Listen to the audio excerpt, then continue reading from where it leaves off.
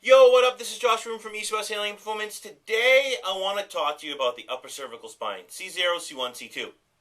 Now, I'm going to preface this video with this.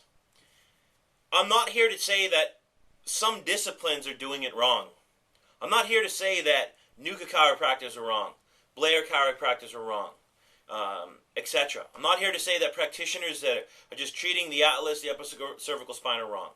What I'm really here to do is just share with you information. Share with you how possibly when people have issues with the upper cervical spine, which is C0, C1, C2, we have to think about maybe that's not actually the primary issue. Because if you have to keep going in to get it adjusted or whatever you're going to get done to it, the question is, what actually might be creating that adaptation? Based on my education, the cervical spine and lumbar spine are actually areas of compensation. And we have to think about this. Now, let me preface this video with this as well. This video, I'd say, is more for the practitioner, so if you don't want to hear about it, of course, you don't have to watch the video, but hopefully you do. It's full of great information. If I lose you, Google the information, try to do more research. There's no book that's going to say, hey, this is what's going on.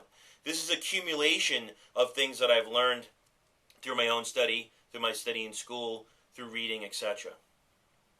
So if something's always in adaptation, we have to say, well, what is causing the adaptation? We have to think about this. What attaches to that area? What can affect that area? What drives that area?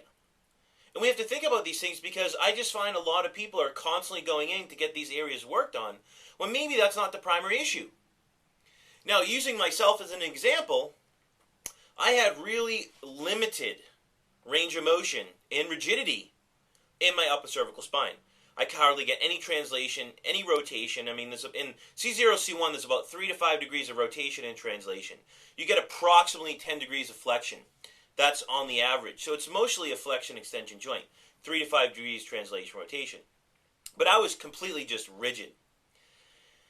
Now, getting some work done on me, based on the understanding of the body, this practitioner released certain strain lesions in my spheno, my SBS and my cranium.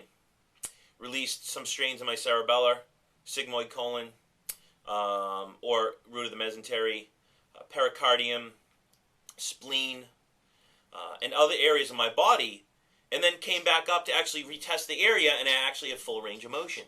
And I actually felt like my head was on a swivel for about 2 weeks because I had so much freedom in that area and so much increased proprioception, so much increased blood flow. It just felt amazing. I felt like my head was floating. So you can see that just because you have a restriction doesn't always mean that's the area of dysfunction.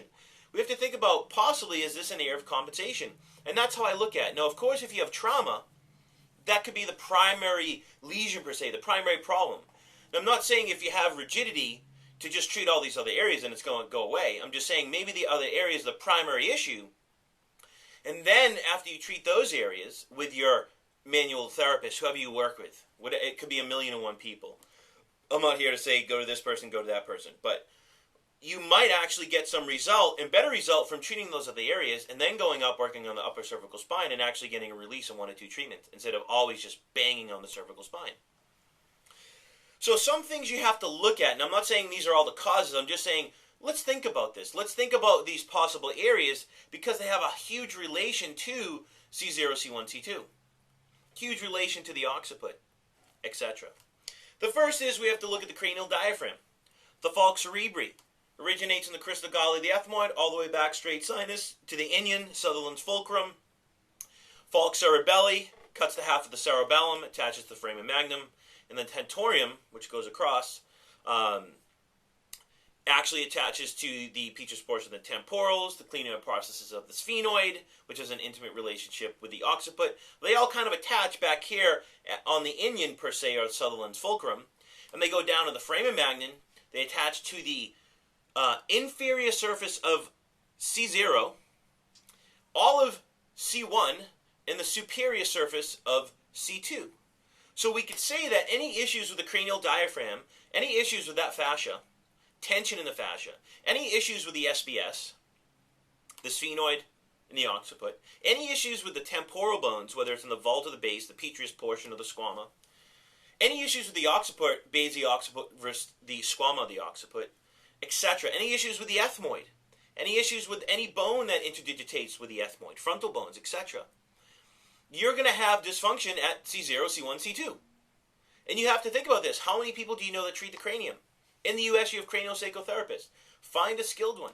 You go outside of the U.S., you find skilled osteopaths that work on the cranium. There are some in the U.S., but you can actually work that area to get a release of the cranial diaphragm. Work on those bones. Work on the ligaments, etc. It could be an actual tension in the carotid sheath, which goes to the carotid canal in the petrous portion of the temporal, pulling the temporal bone, putting tension on the tentorium, putting tension on C0, C1, C2, causing an atlas issue. Could be a strain in the SBS, which puts a lot of tension on the dura, which could actually cause issues at C1, C0, C1, C2. So we have to think about that. And a lot of people are not thinking about that. You're saying, well, the atlas is actually out, it's blocked, it's rotated. Well, the question is why? Why is it rotated? Not to mention ligaments and muscles in that area that could be causing it. You know, rectus capitis lateralis, right? Rectus capitis posterior minor major, superior inferior oblique, rectus capitis anterior. You could talk about the ligaments in that area. Alar ligament, cruciform ligament, transverse ligament, apical ligament. All these things can actually cause issues at C0, C1, C2 and indirectly affect everything I just talked about if the primary issue is at C0, C1, C2. Another thing we have to think about is the TMJ. Now, I did a video on the TMJ. This is a pretty in-depth concept. But your occiput, right, and there's 4 parts to the occiput. There's just not one part to it. There's 4 ossification centers at birth, actually. And it's there to protect the inion because that's Sutherland's fulcrum. That's the fulcrum for where all the, we should say, the cranial diaphragm actually meets. It's a balance point. So if you think about the TMJ, the occiput drives the temporals drive the mandible, the maxilla drives the sphenoid. I talked about this. On inspiration, the sphenoid pulls the maxilla backwards, and the temporals pull the mandible backwards in retrusion, and vice versa on expiration. So we could say a TMJ issue can cause an occipital issue per se. A temporal can cause a C0, C1, C2. Or an issue with the occiput could cause a TMJ problem. And if you have an issue with C0, you're going to have an issue with C0, C1, C2. So it could be vice versa. And what you find is a lot of people with upper cervical problems, lower cervical problems, C3, C7, whiplash injuries, they tend to have a lot of TMJ because the occiput drives the temporal. And the sphenoid drives the maxilla. So we have to think about these things when we're working with the atlas. Now, I'm not saying that a TMJ issue is always a C1, C2, C0, C1, C2 problem. I'm saying if someone has TMJ, look at these other areas. If someone has a C0, C1, C2 issue, look at the occiput. Look at the temporals. Look at the sphenoid. Look at the mandible. Look at the maximal. See what's driving what. And see where the primary lesion is. Is it coming from back here driving this issue? Or is it coming from up here in the bone, a suture, a muscle, a ligament, etc. that's driving the issue back here? Because someone that has trauma to the mandible, someone that has TMJ issues, a compaction of the TMJ, whatever it may be, tension, and a lot of the different ligaments in there, they can get really kind of rigid per se. That can cause restriction and dysfunction at C0, C1, C2. And we move on. A lot of people don't talk about the lines of gravity in the United States. I first learned about the lines of gravity from Guy Voyer. You can study the work of John Wernham, Sutherland, A.T. Still, Wernham. Many people talk about the gravity lines outside the U.S. But no one talks about the gravity lines in the United States except, like I said, Guy Voyer, a lot of the classes he teaches. Now, the gravity lines, there's 3 of them. We'll simplify it. There's ascending, descending, and the joining of both, per se, the central gravity line. The descending gravity line goes from the anterior part of the foramen magnum all the way to the coccyx. The ascending gravity line goes from the coxfemoral joint of the femurs all the way up to the posterior foramen magnum. The joining of those actually is the central gravity line, which actually goes right through the dens. And no one ever talks about the gravity lines, how they can actually affect C0, C1, C2, how they can affect the sacrum. And even looking at the pivot points within the gravity lines, C5, T4, and L3. How are these pivot points actually working in the spine? Because if those pivot points aren't working, and we can even talk about the junctional areas. If the junctional areas, everyone talks about C7, T1, T12, L1, L5S1, but what about C0, C1? That's a junctional point. So if C7, T1, T12, L1, L5S1 are not working, where are you going to get a compensation? You could get a compensation at C0, C1, C2. If you don't have a balance in the gravity lines, let's say you just simplify it. Issues in the coxfemoral joint, you have an issue in the sacrum, you have an issue at C5, T4, L3, you have an issue in any of the junctional points, you're going to see a compensation at C0, C1, C2. Because the cervical spine is a part of the body that is designed to adapt, just like the lumbar spine. Think about it. The sacrum drives the lumbar spine. A lot of the times, if you see a backward torsion or a frontward torsion of the sacrum, where are you going to see the compensation? You see the compensation in the lumbar spine. Now, I'm not saying the lumbar spine can't cause a sacral issue, but the sacrum drives the lumbar spine. You see this in function and gait. As you walk, if the sacrum side bends right, rotates left, this is Fryat's first law, the lumbar spine in physiology and gravity, Fryat's law number 1, is going to side bend left, rotate right.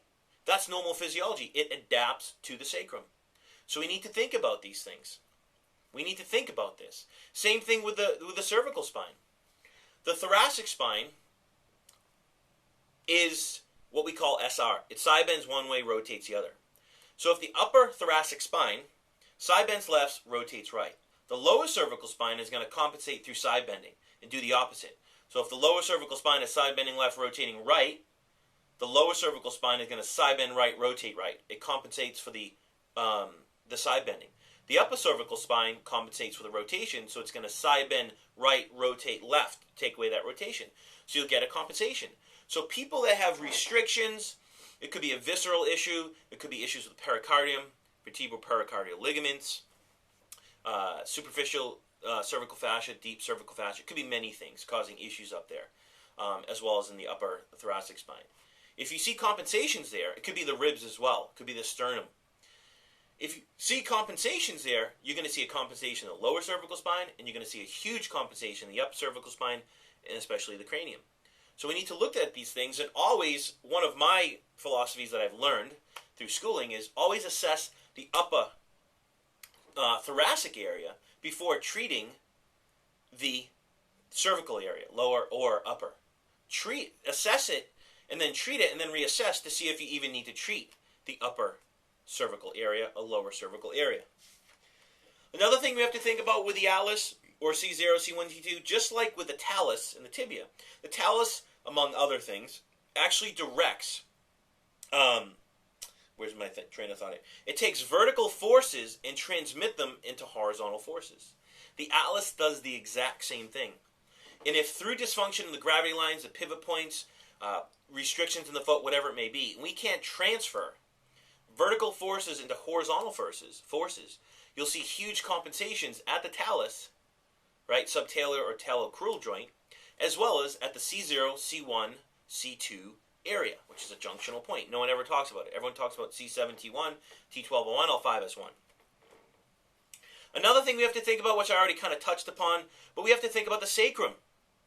Talking about the dura, talking about the falx cerebri, tent, and the falx cerebelli, where they attach in the foramen magnum, C0, C1, C2, they go all the way down to S2 on the sacrum, and come through the backside to the coccyx, but they attach to S2. This is actually the Lippincott point. S2 is the Lippincott point of the sacrum, the central AP axis. Now, if you see dysfunction at S2, whether it's from visceral, uterosacral ligament, bladder, rectum, it could be issues with the sacrum itself, it could be issues in the cranium, vice versa. If you have tension in the dura below, you'll get compensations above, because whatever happens at the sacrum, or within those ligaments and viscera, you're going to see compensations in the sacrum, you'll have compensations in the dura, and you'll see compensations all the way up to C0, C1, C2, even in the cranium with increased dural tension in the cranial diaphragm. So you have to think about this. A huge fall in the coccyx, a huge fall in the sacrum, blows to the back, whatever it may be, you will see compensations up because you'll have an increased tension in the dura, which is going to increase restriction at C0, C1, C2, which is going to make you believe you have a dysfunction there, when in all reality it's actually coming from below. Another interesting fact is the oculomotor reflex. The eyes directly, actually through the oculomotor reflex, are correlated with the suboccipital muscles. If you look up with your eyes, that causes contraction and extension. It causes the extension mechanism of the oculomotor reflex. Same thing if you look down, right or left, etc. It creates movement at C0, C1, C2 because over those muscles originate from the cranium to C1, C2. Indirectly, the sclera, or some of the fascia of the eye, actually attaches to the sphenoid. The sphenoid has a direct relation with the occiput. The occiput directly correlates with the condyles of C1. No one ever talks about C0. Everyone always talks about C1, the atlas. Well, the atlas holds up the cranium. And if there's a problem with the cranium, the atlas is going to adapt. So there could be issues with the eyes. We could talk about, endo information like proprioception, muscle spindles, Golgi, Ruffini endings. We could talk about exo information, from proprioceptions of our feet, our eyes, how our ears are working. So the eyes can directly and indirectly affect the occiput, which can actually lead you to believe there's dysfunction at C0, C1, and C2.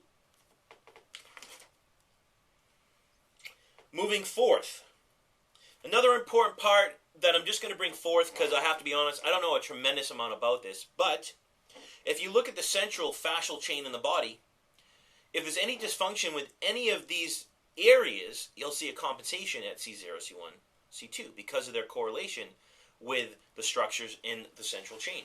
Central chain is the vertex of the head, the third ventricle.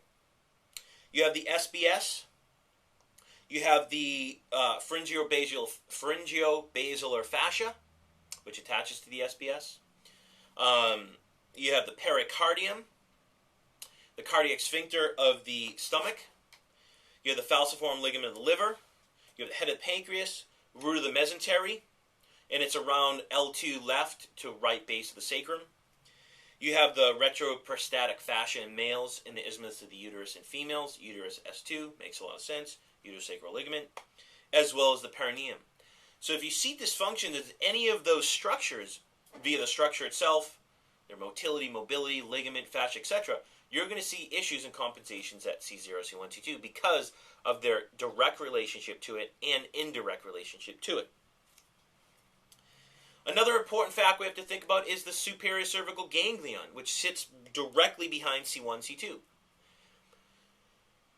Embryologically, the sympathetic nervous system actually develops in the upper thoracic spine and drives itself upward. The superior cervical ganglion sits behind C1 and C2, or in front. And if there's a dysfunction with that, because the sympathetic nervous system from the superior cervical ganglion actually kind of interdigitates with the carotid artery through the petrous portion, ending at the foramen lacerum. So if we have any type of, let's say, pressure, dysfunction in any of the foramens that it goes through, we'll see increased hyperstimulation of the superior cervical ganglion, which can actually cause a guarded, we could say, I'm simplifying this as best as I can, a guarded reaction at C1, C2. And if that ganglion is hyperstimulated because of restriction, whatever it may be, if you don't work on quieting down the ganglion and working on why it's actually hyperstimulated, and you keep adjusting or doing whatever you're doing to C1, C2, you're actually going to cause more hyperstimulation in the client as they actually lay on the table and when they get off the table. So you have to be careful because you have to figure out how can I actually quiet down the nervous system? How can I balance the sympathetic and parasympathetic nervous system before I start going in and cranking? Because what if I use certain techniques directly and indirectly, locally, regionally, and globally, to actually balance the system? Maybe I'll actually get a release at C0, C1, C2 and actually increase mobility without even actually attacking that area. Another interesting thing we have to think about, whether it's a C0, C1, C2 problem or something causing that, is looking at the cranial nerves. If you do have an issue up there, it's not just the issue. It's not like adjust your atlas, you're going to be fine. You have to think about the cranial nerves that go through even the temporal bone, cranial nerve 7-8, right, through the internal auditory meatus, facial vestibular. You have to think about the cranial nerves that go through the jugular foramen, 9, 10, 11, hypoglossal canal, cranial nerve 12. These go through the occiput. So if you have an issue with the occiput, you're going to have an issue with those cranial nerves. And we talked about an issue at C0, C1, C2. Or even if you have an issue with C0, C1, C2, you will see issues with those foramens milking those cranial nerves, leading to many dysfunctions symptomatically, as well as in the cranial diaphragm, as well as in the central nervous system, as well as in the autonomic nervous system itself. What else can I educate you on? Because I'm kind of losing my steam here. I think that's kind of enough going through my notes from some of the classes I've taken and some of the things I've written down. Hopefully you've learned something. I know I talk fast, but that's just what I do. Once again, my goal is just to bring this information forth to shed some light, because I don't think it's always just one thing causing a problem. I don't think it's just, okay, fix your atlas and everything's going to go away. Now, does it help people? Yeah. I'm not saying it doesn't. I'm not here to bash anyone. I'm here to share this information with you so you understand that if there's a restriction there, a problem, it could be coming from somewhere else. And if there is a problem there, it's affecting many, many more areas than just the atlas. Thanks for tuning in. I am tired, and I'm out of here.